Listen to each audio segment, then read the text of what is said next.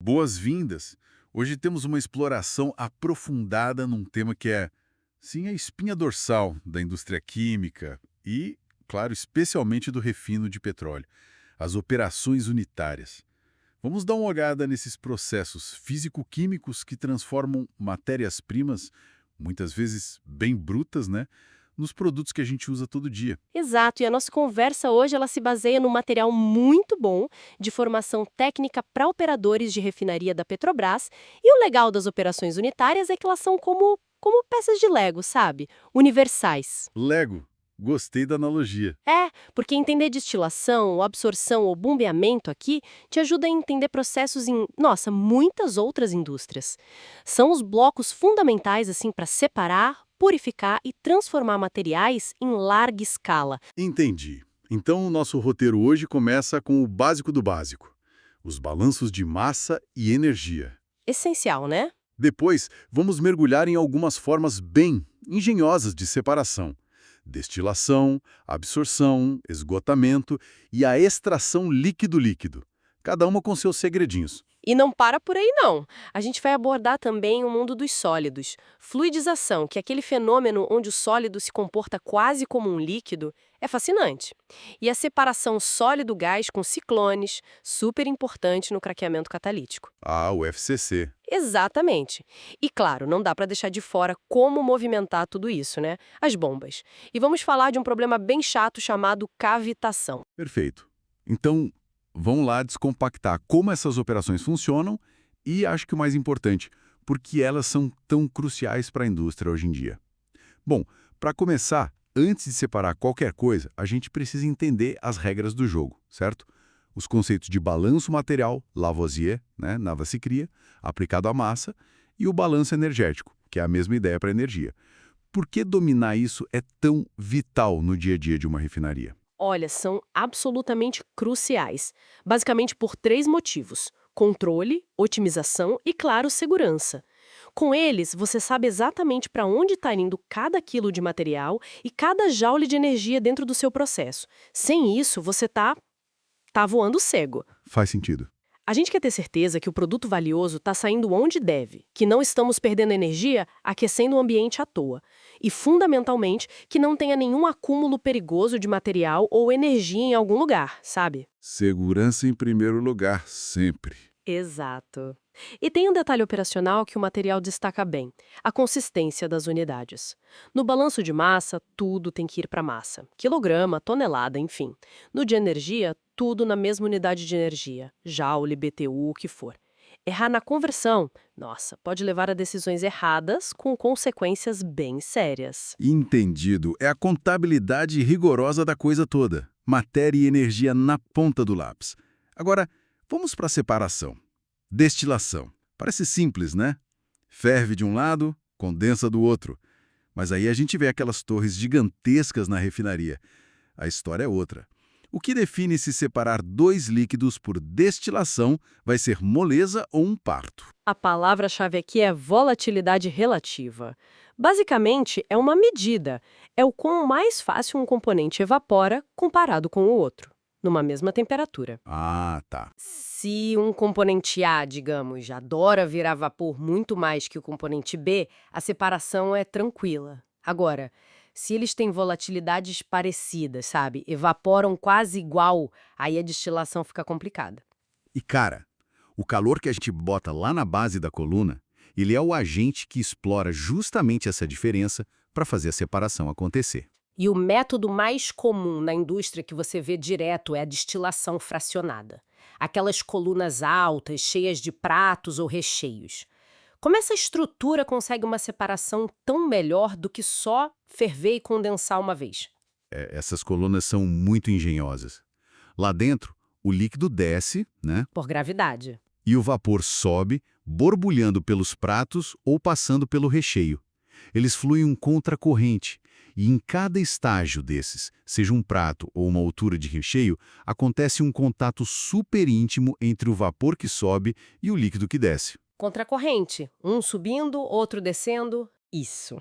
O vapor quente transfere calor para o líquido, aí os componentes mais voláteis, os mais leves do líquido, evaporam e sobem junto com o vapor. Ao mesmo tempo, o líquido, que está mais frio, faz os componentes menos voláteis do vapor, os mais pesados, condensarem e descerem com o líquido. É como se a gente fizesse várias mini destilações, uma em cima da outra. Uau! O resultado é que o vapor vai ficando cada vez mais rico nos componentes leves à medida que sobe e o líquido cada vez mais rico nos pesados enquanto desce. E aí entra uma coisa chamada refluxo. O material explica que parte do que já condensou lá no topo volta para a coluna. Por que devolver algo que a gente já separou? Parece meio contraintuitivo. Parece, né? Mas o refluxo é a chave para a pureza. Pensa nesse líquido frio que volta lá para o topo como se fosse um banho, uma lavagem para os vapores que estão subindo do prato de baixo. Uma lavagem. Ele ajuda a condensar e a derrubar aqueles componentes mais pesados que ainda conseguiram chegar lá em cima. Garante que só os mais leves mesmo saiam como produto final. Mas aí que está o pulo do gato. Pureza na destilação custa. Custa energia e tamanho de equipamento. Ah, sempre tem o trade-off. Sempre. Mais refluxo significa produto mais puro, sim, mas exige mais calor lá no fundo, no refervedor, e mais resfriamento no topo, no condensador. Talvez permita uma coluna um pouquinho mais baixa, mas menos refluxo economiza energia, claro, mas aí você precisa de uma coluna mais alta, com mais pratos, para ter a mesma pureza. O trabalho do engenheiro é achar o ponto ótimo, sabe? Onde o custo extra de energia ou de uma coluna maior compensa pelo valor do produto mais puro. É uma decisão econômica crucial. Faz todo sentido. É um equilíbrio delicado mesmo. E claro, nem tudo são flores, né? Que tipo de problema pode dar numa coluna dessas? O que pode dar errado? Olha, operar uma coluna de destilação não é trivial. Exige um monitoramento constante. Vários problemas podem acontecer e atrapalhar a separação. O vapor pode subir tão rápido que arrasta gotas de líquido para o prato de cima, contaminando. Isso é o arraste. Arraste? Líquido indo para onde não devia. Exato. Ou, se o fluxo de vapor for muito baixo, o líquido pode simplesmente vazar pelos furos do prato, aqueles que deveriam deixar só o vapor passar. E o pior cenário é a inundação. Acumula tanto líquido nos pratos que bloqueia a passagem do vapor. Basicamente, afoga a coluna e para tudo. Nossa, inundação parece sério mesmo. Todos esses problemas reduzem demais a eficiência. Por isso, o controle rigoroso de vazão, temperatura, pressão é tão importante. Ok, vimos como o calor separa por volatilidade na destilação. Mas e se, sei lá, o calor for um problema? Se ele degradar o produto? Ou se os pontos de ebulição forem quase idênticos? Aí a destilação fica inviável. A indústria tem outros truques na manga, né? Com certeza. Quando a destilação não é a melhor pedida, a gente entra no mundo das operações que usam a transferência de massa entre fases. Aí a gente explora diferenças de afinidade química, de solubilidade. Duas operações que são meio irmãs aqui são a absorção e o esgotamento, ou stripping, como também é chamado. Absorção e esgotamento. Qual a diferença básica entre elas? São um espelho uma da outra, basicamente. Na absorção, você tem um gás com um componente que você quer tirar. Digamos um poluente. Você passa esse gás por um líquido, o absorvente, que gosta daquele componente. O líquido captura ele. Pensa em lavar fumaça para tirar um gás ácido, por exemplo. Entendi. Limpar um gás usando um líquido. Isso. No esgotamento é o contrário. Você tem um componente chato dissolvido num líquido, tipo H2S em água, e quer tirar ele dali. Aí você passa um gás ou vapor, o agente de esgotamento, por esse líquido. E esse gás arrasta o componente para fora do líquido. E o que faz o componente querer ir de uma fase para outra? O que empurra ele? A tal da força motriz. A força motriz é a diferença. A diferença é entre a concentração atual do componente ou a pressão parcial, se for gás, e a concentração que ele teria se as duas fases estivessem em perfeito equilíbrio. Quanto mais longe desse equilíbrio, maior a vontade do componente de migrar. É como a diferença de pressão que faz o ar sair de um pneu, sabe? Boa analogia. O componente quer ir da área de alta concentração para a área de baixa concentração na outra fase. E aí, fatores operacionais são chave. Pressão alta e temperatura baixa geralmente ajudam na absorção, porque mais gás dissolve no líquido. No esgotamento, o contrário costuma ser melhor. E a quantidade relativa de líquido e gás, a relação LV ou VL, também influencia muito a eficiência. Os equipamentos tipo torres com recheio são feitos para maximizar a área de contato entre o gás e o líquido e facilitar essa transferência toda. Ok, isso cobre a transferência gás-líquido, mas e se a mistura original for líquida e a destilação não funcionar bem? Aquele caso das volatilidades muito próximas que a gente falou. Aí entra outra técnica poderosa, a extração líquido-líquido. A ideia é usar um terceiro componente, o solvente líquido. Esse solvente tem que ser amigo do componente que a gente quer separar, o soluto. Mas tem que ser inimigo do resto da mistura original, a solução. Amigo de um, inimigo do outro. Exato. E o solvente e a solução original precisam ser como água e óleo, immiscíveis, ou quase isso, que não se misturam bem. Parece um pouco mágica. Como funciona na prática? Como se faz isso? O processo tem etapas bem definidas. Primeiro, mistura tudo vigorosamente, a solução original e o solvente. O soluto, como ele tem mais afinidade pelo solvente, ele migra da solução para o solvente. Depois, deixa a mistura quieta, em repouso. Como eles não se misturam, formam duas camadas líquidas separadas. Ah, como água e óleo mesmo. Isso. Uma camada é o rafinado, que é a solução original, agora com menos soluto, ou sem nada. A outra é o extrato, que é o solvente, agora carregando o soluto que a gente queria. Por fim, a gente precisa separar o soluto do solvente lá no extrato. Geralmente isso é feito por um método mais fácil, tipo destilação, porque a gente escolheu um solvente com propriedades bem diferentes do soluto. E assim como na destilação, dá para fazer isso em múltiplos estágios, em contracorrente para aumentar a eficiência. Parece que a escolha desse solvente é, nossa, absolutamente crítica, né? E se não existir o solvente perfeito? Aquele que é super seletivo, barato, fácil de recuperar e não mistura nada com a solução original. Isso existe? Essa é exatamente a grande dificuldade da extração. Achar o solvente ideal é um desafio enorme. Ele precisa ser seletivo, dissolver bem o soluto e quase nada do resto. Precisa ter uma densidade diferente da solução para facilitar separar as camadas, ser fácil de recuperar depois, geralmente por destilação, não ser tóxico nem inflamável demais e, claro, ser barato. Muita coisa. É. Muitas vezes, a gente tem que aceitar um compromisso entre essas propriedades todas. E a quantidade de solvente que você usa, a relação solvente-carga e a temperatura também são cruciais. Afetam o equilíbrio, a eficiência, parecido com o refluxo na destilação. Controlar a temperatura é vital, porque ela pode mudar a solubilidade de um no outro e aí atrapalhar a separação das fases. Entendi. Bom, já dominamos a arte de separar usando calor e afinidade química em líquidos e gases. Mas, muitas vezes, o coração de um processo químico moderno envolve sólidos, né? Especialmente catalisadores.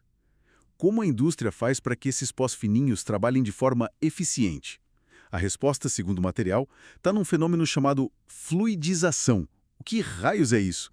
Fluidização é fascinante. Imagina um monte de areia fina num tubo. Se você soprar ar por baixo bem devagar, não acontece nada. Mas se você aumentar a velocidade do ar, chega um ponto em que as partículas de areia começam a flutuar, a se mover caoticamente, e o leito todo se expande e se comporta quase como um líquido fervendo. Sério? Tipo areia movediça controlada? Quase isso. Você pode até colocar objetos leves que flutuam nele. As partículas sólidas ficam suspensas pelo fluxo do fluido, que pode ser gás ou líquido. Nossa, quer dizer que, na prática, isso transforma o sólido quase num líquido? E para que serve essa mágica? Exatamente. A aplicação mais famosa disso é no craqueamento catalítico fluidizado, o FCC, das refinarias. O catalisador é um pó bem fino. Nesse estado fluidizado, ele tem um contato íntimo, super uniforme com o petróleo pesado que está sendo craqueado e isso maximiza a reação. Ah, o contato é melhor. Muito melhor. E a mistura intensa também garante uma temperatura homogênea em todo o reator, o que é crucial para controlar a reação. E talvez o mais genial de tudo, como o catalisador se comporta como um fluido, ele pode ser circulado continuamente entre o reator, onde ele suja com coque, e um regenerador, onde esse coque é queimado. Ele circula como um líquido? Sim, usando só diferenças de pressão para transportar ele por tubulações, sem precisar de partes móveis complexas para mover toneladas e toneladas de sólido quente. É incrível. Essa ideia da fluidização é poderosa mesmo, mas imagino que controlar um líquido de partículas sólidas quentes, circulando em alta velocidade, isso deve ter uns desafios enormes de segurança, de desgaste do equipamento, não? Sem dúvida alguma. Controlar a fluidização, garantir que as partículas certas estejam no lugar certo, na hora certa, evitar entupimentos, lidar com a erosão que as partículas causam, são desafios constantes de projeto e operação. Mas os benefícios em termos de eficiência da reação e de ter um processo contínuo são tão grandes que justificam essa complexidade toda. Entendi. E falando nessas partículas finas circulando, como o FCC evita que esse pó de catalisador simplesmente vá embora junto com os gases que saem do reator ou do regenerador? Não pode perder esse material, né? Exato, ele é caro. Essa é a função dos separadores sólido-gás, e o cavalo de batalha para isso no FCC e em muitas outras aplicações industriais é o ciclone. Ciclone, como aqueles de previsão do tempo. Haha, não. O princípio é parecido, a força centrífuga, mas a aplicação é outra. Peraí, então o ciclone usa pura força centrífuga, tipo uma máquina de lavar na centrifugação para separar pó fino de gás em escala industrial. Isso é incrivelmente engenhoso na simplicidade. É exatamente essa a ideia. A mistura de gás e partículas entra em alta velocidade e de forma tangencial no ciclone. Isso força um movimento em espiral lá dentro. As partículas sólidas, que são mais densas, são jogadas contra a parede externa pela força centrífuga, elas perdem velocidade e caem por gravidade para o fundo. E o gás limpo? O gás limpo, mais leve, faz o caminho inverso, sobe pelo centro e sai pelo topo do ciclone. A eficiência disso depende do tamanho da partícula, da velocidade do gás, do design do ciclone. Muitas vezes usam ciclones em série, um depois do outro, para pegar partículas cada vez menores ou em paralelo para lidar com volumes muito grandes de gás. Essa separação eficiente não é só um detalhe técnico, não. É crucial para a economia do processo, porque recupera catalisador valioso e para proteger o meio ambiente, evitando que essas partículas saiam para a atmosfera. Entendido.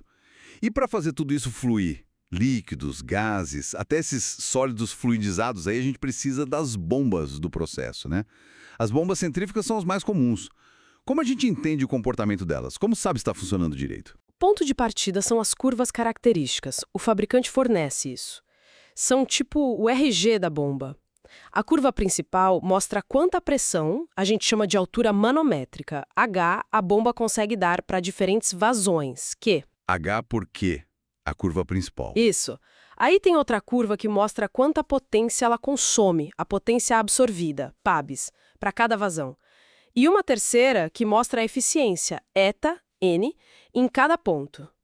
O sistema onde a bomba vai operar, a tubulação, com as subidas, descidas, atritos, também tem a sua própria curva, a curva do sistema. Certo. O ponto onde a curva da bomba cruza com a curva do sistema é onde a bomba vai operar na prática.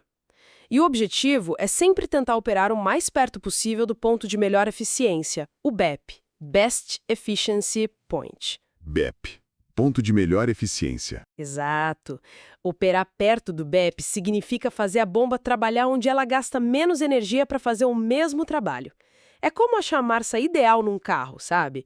Para economizar combustível e desgastar menos o motor. E tem um fantasma que assombra a operação de bombas. A cavitação. O que é isso exatamente e por que todo mundo tem tanto medo dela? Soa grave?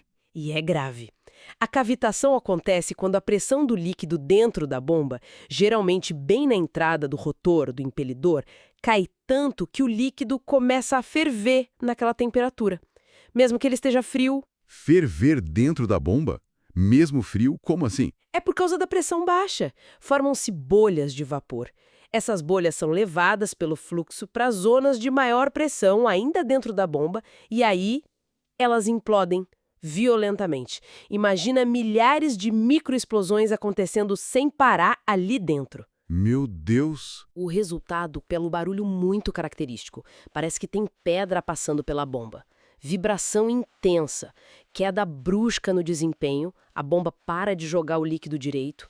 E o pior, danos físicos severos no rotor. Fica parecendo que ele foi martelado, cheio de pequenas crateras. É o pitching. Imagina um operador experiente ouvindo aquele ruído. É o alarme de cavitação soando. Tem que agir rápido. Soa como algo que pode destruir uma bomba rapidinho. Como é que se evita esse pesadelo? A chave é garantir que a pressão na entrada da bomba, na sucção, seja sempre alta o suficiente para impedir essa vaporização. A gente mede isso com um conceito chamado NPSH, Net Positive Suction Head. NPSH. Simplificando muito, a gente precisa que o NPSH disponível, o NPSH-AD, que é a energia que o líquido tem ali na sucção, acima da pressão de vapor dele, seja maior que o NPSH requerido, o NPSH-R, que é a energia mínima que a bomba precisa para não cavitar. Esse valor, o requerido, o fabricante informa. Disponível tem que ser maior que o requerido. Exato. Pensa assim. O NPSH disponível é o saldo de pressão que você tem na conta bancária da sucção. E o NPSH requerido é o saque mínimo que a bomba exige para não quebrar por cavitação. Para garantir isso, a gente cuida do projeto da sucção. Tubos curtos, largos, poucas curvas, mantém o nível do tanque de sucção alto, controla a temperatura do líquido, porque líquido mais quente ferve mais fácil. Às vezes até pressuriza o tanque de sucção. Entendi. É uma questão de garantir que a conta esteja sempre positiva. E se uma bomba sozinha não der conta do recado? Seja para dar mais pressão ou mais vazão. Aí a gente associa as bombas. Se precisar de mais pressão do que uma só consegue dar, liga em série. A saída de uma alimenta a entrada da próxima. A vazão total continua sendo a de uma bomba só, mas as pressões se somam. Série para mais pressão. Isso. E se precisar de mais vazão, ligue em paralelo. Várias bombas pegando líquido do mesmo tubo de sucção e descarregando no mesmo tubo de descarga. Aí a pressão final é a de uma bomba só, mas as vazões de cada uma se somam. Paralelo para mais vazão. Entendido. Ufa, percorremos um caminho e tanto, hein? Pelas operações unitárias. Dos fundamentos lá dos balanços de massa e energia, passando pelas separações por calor na destilação e por afinidade na absorção, esgotamento, extração, até o manuseio engenhoso de sólidos na fluidização e nos ciclones, e a força motriz das bombas, com todo o cuidado para evitar a cavitação. Exato. São processos com princípios físico-químicos bem distintos, né? Mas que juntos formam a base de como a gente transforma recursos naturais em produtos úteis no nosso dia a dia. Cada um com suas particularidades, seus desafios operacionais e, o que é vital para a indústria, seus pontos de otimização. E isso afeta diretamente o custo, a segurança, a eficiência de tudo. E isso nos deixa com uma reflexão interessante, eu acho. Como é que essa busca incessante por pequenas melhorias na eficiência de cada uma dessas operações, sabe, um ajuste fino no refluxo da destilação, um solvente um tiquinho mais seletivo na extração, operar uma bomba 1% mais perto do seu ponto ótimo. Como isso tudo se acumula? Como essa otimização constante se traduz não só em produtos mais acessíveis para nós, consumidores, mas também, e talvez hoje isso seja cada vez mais importante, em processos industriais mais sustentáveis, que consomem menos energia, geram menos resíduo, menos impacto no nosso planeta. Fica a questão para a gente pensar.